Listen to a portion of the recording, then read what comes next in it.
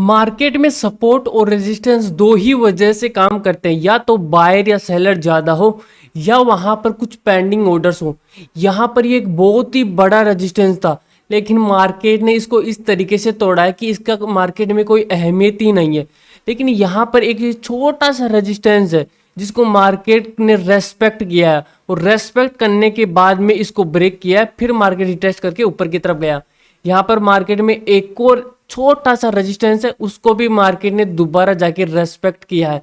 लेकिन इतना बड़ा रेजिस्टेंस होने के बावजूद भी यहाँ से इसने यहाँ पर क्लोज कराया, लेकिन उस रेजिस्टेंस की तरफ मार्केट ने एक बार देखा भी नहीं है।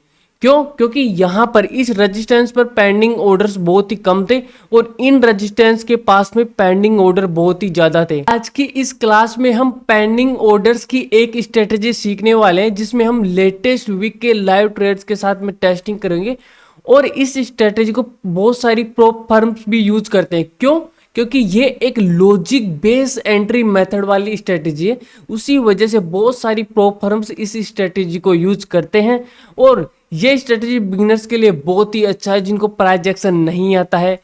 विथआउट ट्रेंड में एंट्री करनी है। ट्रेंड अगर आप देख भी लेते हो तो और भी अच्छी बात है, इसके अंदर उसकी एक्यूरेसी तकरीबन 20% से ऊपर बढ़ जाएगी अगर आप इसमें ट्रेंड के साथ में एंट्री करते हो। तो एकदम सिस्टमेटिक स्ट्रेटेजी आज जैसे काम कर रही है, आगामी समय में भी ये स्ट्रेटेजी वैसे ही काम करेगी। लो रिस्क हाई रिवार्ड इसी स्ट्रेटेजी के अंदर रहेगा। आज की इस क्लास में मान लो कि 10 पॉइंट का रिस्क है ना, तो आने वाली क्लास में मैं इस स्ट्रेटेजी का रिस्क को 10 से 5 पॉइंट में कर दूंगा। और ये स्ट्रेटेजी एक हाई एक्यूरेसी वाली स्ट्रेटेजी, आपको इस स्ट्रेटेजी के अंदर बहुत ही बेहतरीन एक्यूरेसी देखने को मिलने वाली है। पेंडिंग ऑर्डर्स की इस स्ट्रेटेजी को सीखने के लिए हमें मात्र 2 ही रूल्स की जरूरत है, और इन दोनों रूल्स को सीखने के बाद में हम लॉजिक सीखेंगे, और लॉजिक को सीखने के बाद में हम वार्निंग सीखेंगे। हर स्ट्रेटेजी के प्रोज और कॉन्स दोनों होते हैं, तो वार्निंग भी इस स्ट्रेटेजी के लिए बहुत ही जरूरी है, क्योंकि इसी से इस स्ट्रेटेजी की एक्यूरेसी बढ़ने वाली है और बहुत ही अच्छे तरीके से ये काम करेगी। इसके बाद में हम सीखेंगे कि हमें इस स्ट्रेटेजी के अंदर क्या टाइम फ्रेम रखना है, क्या हमारा टारगेट होगा, क्या हमारा स्टॉप लॉस रहेगा, कहाँ कहाँ पर ये एप्लीकेबल है। क्योंकि ये स्ट्रेटेजी क्रिप्टो में अलग तरीके से काम करती है, फॉरेक्स में अलग तरीके से काम करती है, स्टॉक मार्केट में अलग तरीके से काम करती है, स्टॉक मार्केट में भी ये ऑप्शंस में अलग तरीके से काम करती है, और इसके अंदर भी एंड में हम वार्निंग के बारे में बात करने वाले हैं। तो दोस्तों ये वीडियो बहुत ही खास और नॉलेज वाली होने वाली है, तो आपको नोट्स जरूर बनाने हैं।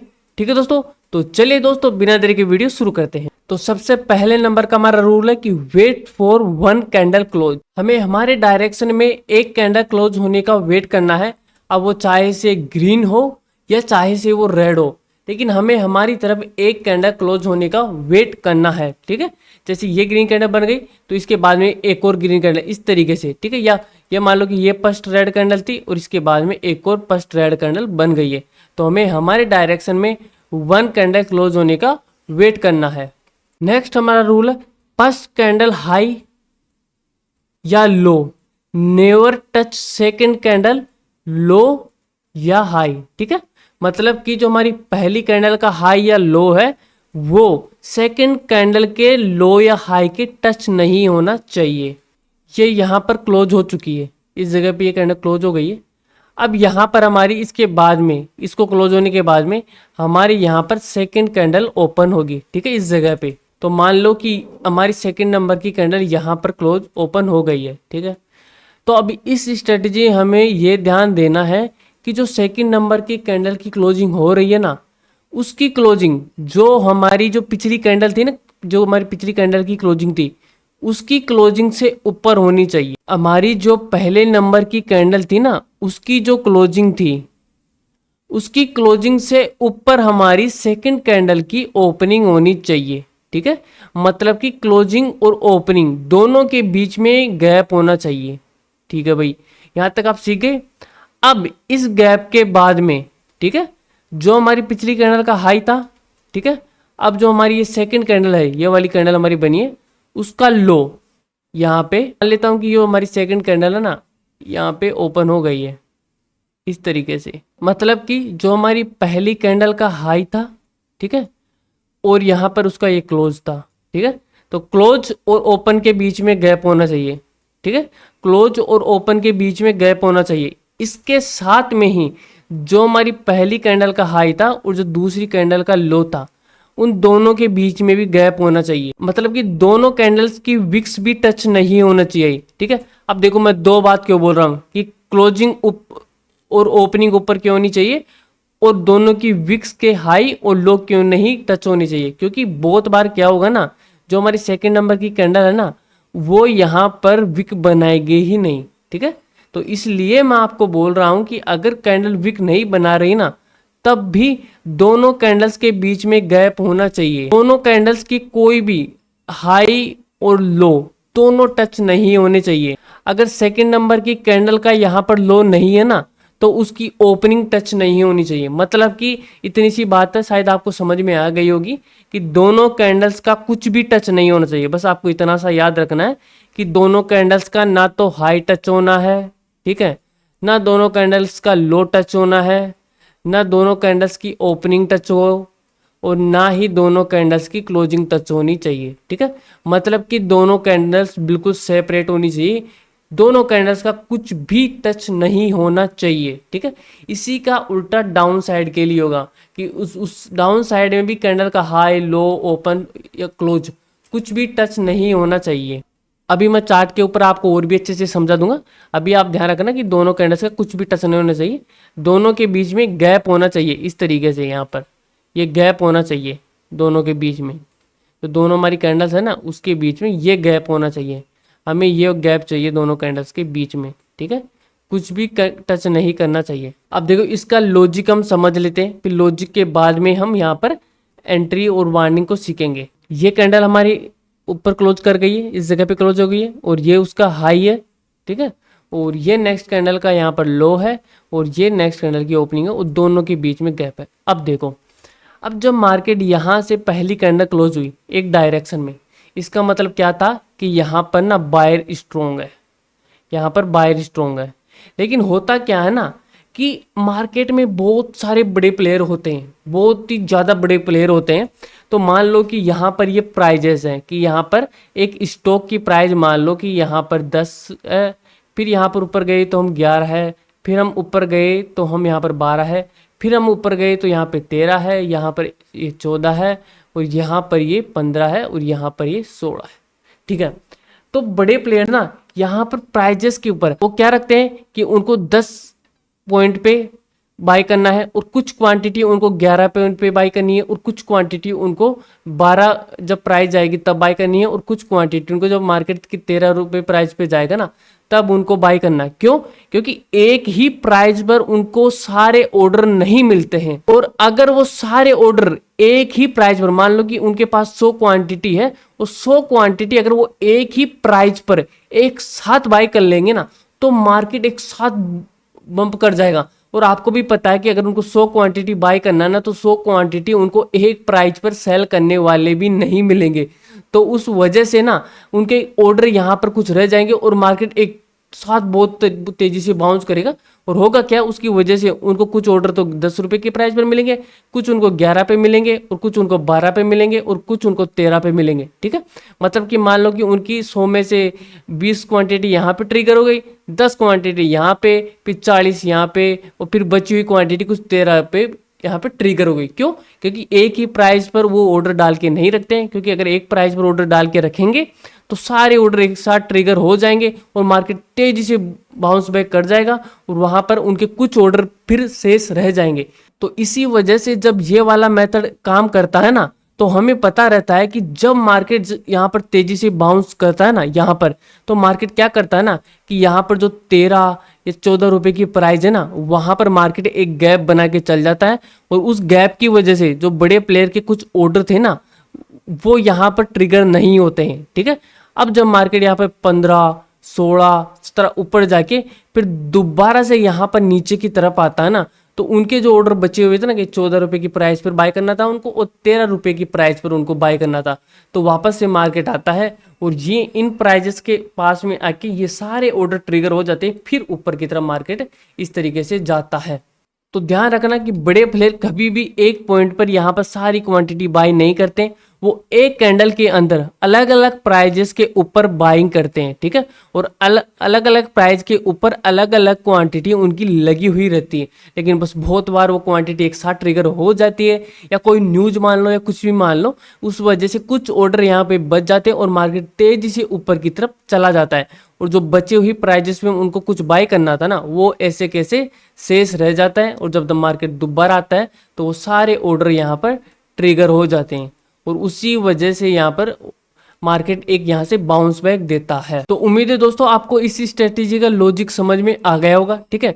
अगर आपको लॉजिक समझ में नहीं आया हो ना, तो आप कमेंट बॉक्स में पूछ लेना, या डिस्क्रिप्शन में अपने व्हाट्सअप के नंबर है वहां पे पूछ लेना, या आप कॉल करके पूछ लेना, ठीक है।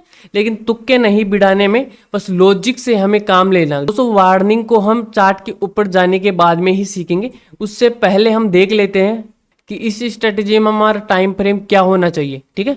अब देखो ये सेंसेक्स का यहाँ पर 1 मिनट का चार्ट है, और यहाँ पर सेंसेक्स का 5 मिनट का चार्ट है, ठीक है। अब देखो टाइम फ्रेम ना आपका छोटे से छोटा होना चाहिए। छोटे से छोटा क्यों होना चाहिए? देखो हर चीज का लॉजिक हमें पता होना चाहिए कि हम अगर टाइम फ्रेम छोटे से छोटा यूज कर रहे हैं ना, तो वो क्यों होना चाहिए। क्योंकि अब ये देखो सेंसेक्स की 5 मिनट की ये वाली कैंडल है, ठीक है। आप यहाँ पर टाइम देखना, यहाँ पर नीचे की तरफ टाइम आएगा, ये कैंडल है 3 बजे की कैंडल, ठीक है। तो 3 बजे की कैंडल यहाँ से ओपन हुई थी, यहाँ से ये 3 बजे की कैंडल ओपन हुई थी, ठीक है। और 1-1 मिनट करके 1 2 3 4 5, ठीक है। यहाँ पर ये कैंडल क्लोज हो गई थी इस जगह पे, ठीक है। तो देखो यहाँ पर तो ये एक कैंडल 1 मिनट की 5 कैंडल बनी है, ठीक है। और यहाँ पर एक की कैंडल बनी है, तो जो भी इसके यहाँ पर ऑर्डर बचे हुए थे ना, वो आपको यहाँ पर दिखेंगे ही नहीं। लेकिन यहाँ पर आपको देखो ये गैप दिख रहा है, छोटा सा ये एक गैप है, ठीक है। यहाँ पर एक छोटा सा गैप है, तो ये छोटे टाइम फ्रेम में ही आपको गैप दिखेगा। बड़े टाइम फ्रेम्स के अंदर जो ये गैप है ना, ये आपको नहीं दिखेंगे, ये आपको गैप्स फील हुए हुए दिखेंगे, ठीक है। लेकिन आपको इतना सा ये भी ध्यान रखना है कि जितना बड़े टाइम फ्रेम का गैप होगा ना, वो गैप उतना ही अच्छा काम करेगा, क्योंकि बड़े टाइम फ्रेम पे अगर गैप है तो इसका मतलब है कि वहां पर ज़्यादा ऑर्डर है, ठीक है। लेकिन इसकी एक्यूरेसी ये मान लो कि 10 से 15% ही कम होगी बड़े टाइम फ्रेम के गैप से। तो यहाँ पर आपको टाइम फ्रेम छोटे से छोटा रखना है, और अगर बड़े टाइम फ्रेम में कोई गैप बन रहे हैं तो आपको वो भी यूज करने हैं। अब देखो हम टारगेट SL ये सीख लेते हैं और कहाँ कहाँ पर एप्लीकेबल है। अब देखो हमारा ये गैप बन चुका है, ठीक है। अब गैप बनने के बाद में मार्केट इस तरीके से ऊपर की तरफ गया है, तो अब जब भी मार्केट यहाँ पर आएगा तो हमें पता है कि यहाँ पर ऑर्डर बचे हुए हैं, तो यहाँ पर हम यहाँ पर लिमिट में हमारा ऑर्डर सेट करके रखेंगे कि जब भी मार्केट यहाँ पर आए तो हमारा ऑर्डर यहाँ पे ट्रिगर हो जाए, ठीक है। तो एंट्री समझ गए होंगे कि हम एंट्री कहाँ पर लेंगे, तो इस जगह पर हम एंट्री लेने वाले हैं, ठीक है। स्टॉप लॉस क्या होगा हमारा, स्टॉप लॉस, ठीक है। जो भी कैंडल का लो है ना, हमारी जो ऑर्डर वाली कैंडल है उससे नीचे की जो कैंडल है, आप समझ जाना, इसका हमारा स्टॉप लॉस रहेगा, और 1:2 का हमारा टारगेट रहेगा, ठीक है। 1:2 से कम है हमें टारगेट नहीं लेना। अब देखो दोस्तों ये इस स्ट्रेटेजी का पहला पार्ट है। अब इस पहले पार्ट के अंदर आपको दिख रहा होगा कि ये इतना बड़ा स्टॉप लॉस है, ठीक है। अब अगर आपको ये क्लास पसंद आ जाएगी ना इसके इस वाले पार्ट की, तो आप कमेंट बॉक्स में बता देना, मैं आपके लिए इस क्लास का एक और पार्ट लेके आऊंगा। उसके अंदर जो अभी आपको ये स्टॉप लॉस मान लो कि 10 पॉइंट का दिख रहा है ना, वो स्टॉप लॉस हम 2 या 3 पॉइंट का ही लेंगे, और अगर छोटा स्टॉप लॉस है तो हमें जल्दी ही टारगेट भी मिल जाएगा, और एक्यूरेसी भी आपको बहुत ही अच्छी मिल जाएगी, ठीक है। तो आप कमेंट बॉक्स में बता देना, मैं इसी स्ट्रेटेजी का आपके लिए सेकंड पार्ट भी ले आऊंगा।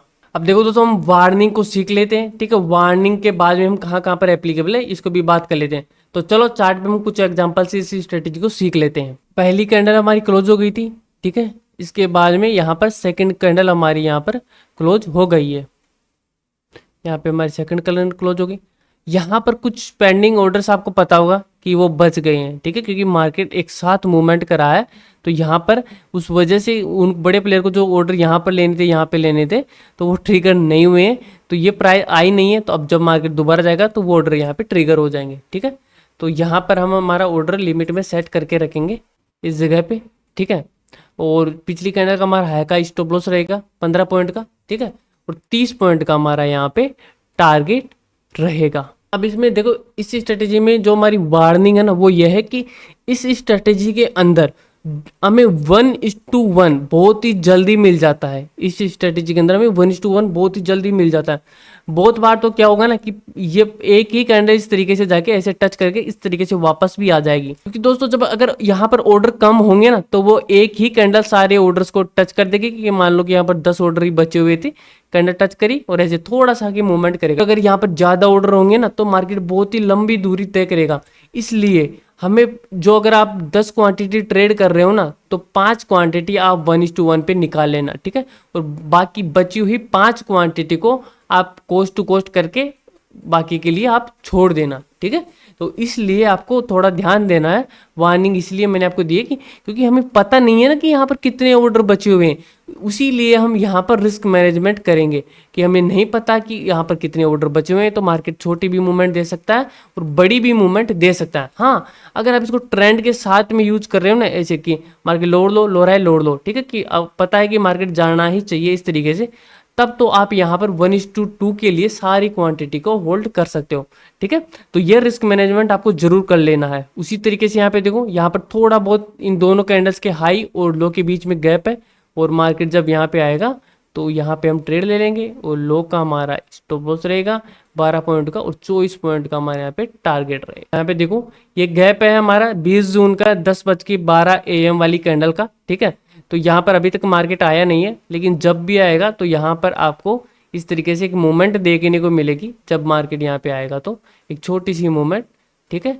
यहाँ पे 13 पॉइंट और 26 पॉइंट का हमारा, अभी मार्केट आया नहीं है यहाँ पे, जब भी आएगा तब, ठीक है। इस तरीके से 1 कैंडल मूव करिए, उसके बाद में 2nd कैंडल, और बीच में यहाँ पर गैप बचा हुआ है, ठीक है।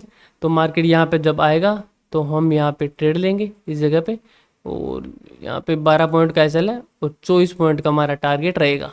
लेकिन देखो यहाँ पे यहाँ पर जो ये गैप को टच करा और फर्स्ट कैंडल ने ही तो मूव करके आपको 1:1 तक का यहाँ पे टारगेट दे दिया, ठीक है। लेकिन अब हमें पता नहीं था कि कितने ऑर्डर यहाँ पर बचे हुए हैं, इसलिए देखो यहाँ पे मार्केट में कम ऑर्डर थे तो ये कैंडल आई और एग्जैक्ट वैसे के वैसे ही कैंडल यहाँ पे खड़ी हो गई, तो इसलिए यहाँ पे हमें 1:2 मिला नहीं है। लेकिन यहाँ पर मार्केट ने हमें जब 1:1 पे थोड़ी बहुत क्वांटिटी बुक कर ली ना, तो ये ट्रेड हमारा लॉस में नहीं जाएगा। हाँ, ये ट्रेड हमारा कोस्ट टू कोस्ट में जरूर चला जाएगा इस तरीके से। अब देखो दोस्तों, ये निफ्टी का 25,000 का कॉल है, ठीक है। ये स्ट्रेटेजी ऑप्शंस के अंदर भी बहुत ही अच्छे तरीके से काम करती है, ठीक है। ऑप्शंस के अंदर सबसे ज़्यादा अच्छे तरीके से काम करती है, क्योंकि ऑप्शंस के अंदर ऑर्डर यहाँ पर बच जाते हैं, ज़्यादा ऑर्डर्स बच जाते हैं ऑप्शंस के अंदर, इतनी ज़्यादा क्वांटिटी फिल नहीं होती है। अब तो यहाँ पर देखो ये 25,000 का कॉल है, और देखो कितना बड़ा यहाँ पर गैप बना हुआ है, इस तरीके से देखो कितना बड़ा गैप है यहाँ पे। तो अब मार्केट जब यहाँ पे आएगा तो बची हुई जो भी हमारे ऑर्डर्स है वो यहाँ पे ट्रिगर होंगे। तो देखो मार्केट यहाँ पे आया इस तरीके से, और ये 8 पॉइंट का एसएल है और 16 पॉइंट का हमारा यहाँ पे टारगेट होगा, ठीक है। आप देखो उसके बाद में कोई ऐसा गैप खास तौर पे बना नहीं है। खास तौर पे बात ये नहीं कि खास तौर पे बने ही, ठीक है। हमें जो बिल्कुल बारीक वाला गैप भी है ना 1 पॉइंट का भी, वो भी हमें ट्रेड करना है, ठीक है। नहीं ऐसे नहीं कि क्योंकि ये सिस्टमेटिक स्ट्रेटेजी है, अगर छोटा सा अगर गैप भी बन गया कि मान लो कि यहाँ पर ये छोटा गैप है, इसकी विक यहाँ तक आ गई है, ठीक है। तो मैं अब आपको ऐसे नहीं बोल सकता कि यहाँ पे नहीं ये छोटा गैप है, आपको ऐसे छोटे गैप आपको ट्रेड नहीं करना, नहीं। छोटा सा ही गैप बने हमें ट्रेड लेना है, क्योंकि ये एक सिस्टमेटिक स्ट्रेटेजी है और सिस्टम के अनुसार ही हमें चलना है, ठीक है। अब देखो यहाँ पर कोई गैप बना नहीं है, ठीक है, बिल्कुल भी कोई गैप नहीं है। ये गैप देखो सेल साइड का गैप है, बाय साइड का गैप ये नहीं है। और आप अगर सेल साइड का गैप को ट्रेड करोगे यहाँ पे कि यहाँ पे मार्केट गया और सेल साइड के लिए आप ट्रेड लिए, तो ये 8 पॉइंट का हमारा एसएल है और 1:1 8 पॉइंट हमें देखो ये दिया भी है। अगर आप ऑप्शन प्रीमियम सेल करते हो तो बाइंग का ये नहीं है, ठीक है। तो आप देख लो आपकी आंखों के सामने यहाँ पर एक गैप यहाँ पर ये बना हुआ है, ये भी सेल साइड का ही गैप है, ठीक है, इस जगह पे, ठीक है। तो 5 पॉइंट का और ये 10 पॉइंट का हमारा यहाँ पे टारगेट रहेगा, ठीक है। तो ये सेल साइड का था, बाय साइड का होता तो मैं दूसरी तरीके से आपको समझाता। तो देख लो आप चार्ट के सामने कोई भी छोटा सा गैप है आपको दिख रहा हो तो आप देख सकते हो, ठीक है। यहाँ पर ये भी गैप नहीं है क्योंकि विक यहाँ पे टच है, देखो कोई भी गैप नहीं दिखेगा आपको यहाँ पे, बिल्कुल भी गैप नहीं है। अब देखिए गोल्ड का 20 जून का ही चार्ट है जैसे कि आज का ही, ठीक है। यहाँ पर ये देखो गैप है छोटा सा, ठीक है, और यहाँ पे 1 पिप का है और 2 पिप का हमारा टारगेट होगा। लेकिन देखो मैं यहाँ पर 1:1 में कोस्ट टू कोस्ट हम यहाँ पे निकल जाएंगे, ठीक है। तो और गैप यहाँ पर देखो कहाँ पर बना हुआ है, एक गैप यहाँ पर ये बना हुआ है, ठीक है। जो भी गैप बने हुए हैं उनको मैंने मार्क कर दिया है टाइम बचाने के लिए, ठीक है। ये 1 पॉइंट और 2 पॉइंट का हमारा यहाँ पे टारगेट रहेगा, ठीक है। और देख लो आप गैप, ये आज का ही चार्ट है, ठीक है, आपको कहीं पर भी नहीं दिखेगा, और जहाँ पर दिखा है वो मैंने मार्क कर रखा है, ठीक है। देखो यहाँ पर ये गैप है छोटा सा, ठीक है, तो यहाँ पर हम ट्रेड लेंगे, यहाँ पे लो का स्टॉप लॉस है। और ध्यान रखना एक चीज़ और वार्निंग में ऐड कर लेना, देखो ये इनसाइड कैंडल है, आपको ये दिख रही होगी ना, ये कैंडल इनसाइड है, जो हमारी फर्स्ट नंबर की कैंडल है ये हमारी इनसाइड है, और सेकंड नंबर की कैंडल इनसाइड नहीं है। तो हमें अगर फर्स्ट नंबर की कैंडल इनसाइड है ना, तो हमें उसका ऐसा नहीं लेना, उससे पहले वाली कैंडल का हमें ऐसा लेना, ठीक है, ये ध्यान रखना है आपको। तो ये हमारा स्टॉप लॉस है 50 पॉइंट का, और 1 पॉइंट का हमारा 1:2 टारगेट, ठीक है। और गैप है क्या, हाँ यहाँ पे गैप है ये, ठीक है, इस जगह पे। तो ये हमारा लो का स्टॉप लॉस रहेगा 1 पॉइंट का, और 2 पॉइंट का हमारा टारगेट रहेगा, लेकिन 1:1 पे ही हमें यहाँ पर कोस्ट टू कोस्ट हम निकल जाएंगे, ठीक है। आगे देखते हैं कहाँ पर बना हुआ है, आप देख लेना इसके अंदर। अभी ये मार्केट लाइव चल रहा है, अभी लाइव में तो देखोगे आप यहाँ पर ही ये गैप है, ठीक है, इस जगह पे ये गैप है, और मैं यहाँ पे इसको मार्क कर लेता हूँ, ये वाला, ठीक है, ये हमारा गैप है, और इनसाइड कैंडल के अंदर है ये, ठीक है। तो अब मार्केट आएगा तो हम यहाँ पे ट्रेड ले सकते हैं। 1 पॉइंट का हमारा एसएल है, और 2 पॉइंट का हमारा यहाँ पर ये टारगेट रहेगा, ठीक है। और अगर मार्केट में यहाँ पर गैप के अंदर जो ऑर्डर है वो बहुत ही कम होंगे, तो यहाँ पर 1:1 पे ही हमें निकलना होगा, बाकी की क्वांटिटी को यहाँ पे कोस्ट टू कोस्ट इस तरीके से हमें करना होगा, ठीक है। अब जब मार्केट यहाँ पर आएगा तब की ये बात होगी, ठीक है दोस्तों। तो दोस्तों इसका अभी एक पार्ट और बाकी, उसके अंदर देखो अभी तो स्टॉप लॉस आपका ये वाला रहा है, ठीक है, ये 1 पॉइंट का एसएल है। बाद में इसका स्टॉप लॉस मैं आपके लिए इतना भी कर सकता हूँ, इतना भी कर सकता हूँ, बहुत ही छोटा स्टॉप लॉस कर दूंगा, लेकिन ये लॉजिक वाली स्ट्रेटेजी, आपको ये लॉजिक समझ में आना चाहिए, ठीक है। आपको तुक्के बिल्कुल भी नहीं बढ़ाने कि आप तुक्के भिड़ा रहे हो, ठीक है। जहाँ मन चाहे यहाँ पर ट्रेड ले लिए, ठीक है, यहाँ पर शूटिंग स्टार बन गई तो डाउन साइड का ले लिए, यहाँ पर एमर बन गई तो अप साइड का ले लिए, नहीं करो ट्रेड, कोई दिक्कत नहीं, लेकिन लॉजिक के साथ में करो, और जिनकी एक्यूरेसी बहुत ही अच्छी है ना, वो ही ट्रेड्स को आपको ट्रेड करना है। तो दोनों वार्निंग्स को आपको ध्यान रखना, दोनों वार्निंग आपके लिए बहुत ही ज़्यादा जरूरी है। उम्मीद है दोस्तों आपको वीडियो पसंद आई होगी, तो दोस्तों वीडियो पसंद आई हो तो लाइक कर देना, और आपके भाई के चैनल को सब्सक्राइब कर देना। धन्यवाद।